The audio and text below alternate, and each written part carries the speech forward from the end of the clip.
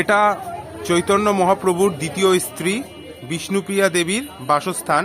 প্রথম স্ত্রী ছিলেন লক্ষ্মীপ্রিয়া, তিনি মারা গেছিলেন সর্পদংশনে, আর এনার নামে বিষ্ণুপ্রিয়া হল্ট রয়েছে। হলো বিষ্ণুপ্রিয়া দেবীর কুটির। এখানে বিষ্ণুপ্রিয়া দেবী, যিনি চৈতন্য মহাপ্রভুর দ্বিতীয় স্ত্রী, তিনি এখানে বসবাস করতেন।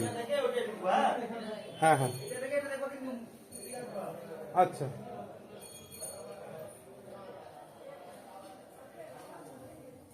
তো অতি প্রাচীন মন্দির নবদ্বীপের। এছাড়া অনেক ছোট ছোট নতুন মন্দির তৈরি হয়েছে, কিন্তু নতুন মন্দিরগুলোর থেকে আপনারা প্রাচীন মন্দিরগুলো দর্শন করবেন, যার ফলে আপনারা প্রাচীন যুগের যে মাহাত্ম্য সেটা অনেক বেশি জানতে পারবেন।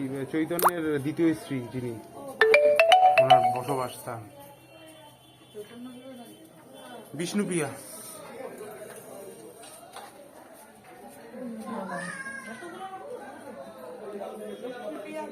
দেখে না, লক্ষ্মীপ্রিয়া তো মরে গেছিল।